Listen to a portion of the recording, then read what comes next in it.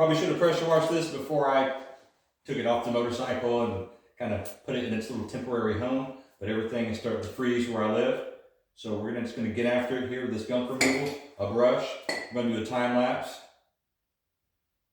And yeah, we'll see how it goes. Thank you guys for the views. And here we go, 1, 2, 3.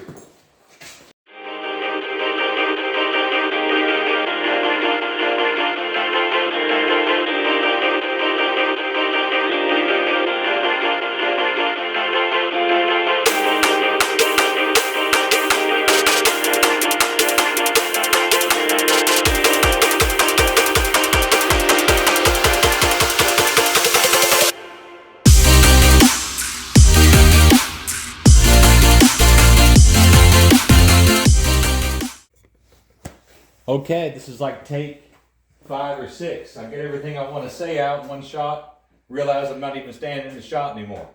You just kind of see my hand moving around and me talking. All right, gonna call it quits tonight.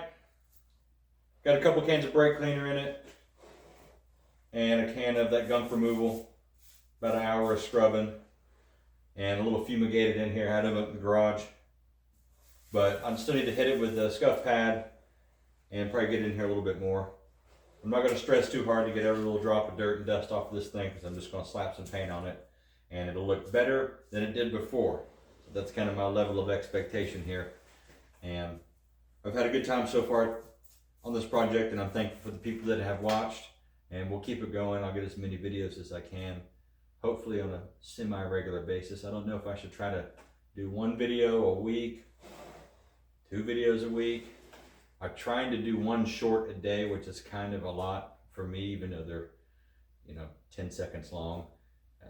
There's a little bit more to it that, I guess a big shout out to the people that do this full time. I can't imagine the behind the scenes workload that some of these bigger channels have to do, because, we kind of see everything in the finished product, and everything looks so easy, and you're, like everything else in life, it's not. So this has been fun. It's been a great learning opportunity, and I'm thankful for the people that have tuned in so far. This has already gotten more views than I thought it would at all. So I'm pretty pumped, and stay tuned, and we'll get this. Well, first we gotta get the carburetors on it, then we're gonna get this back into the bike, and it might make some sounds and go vroom vroom down the road. All right, have a good one.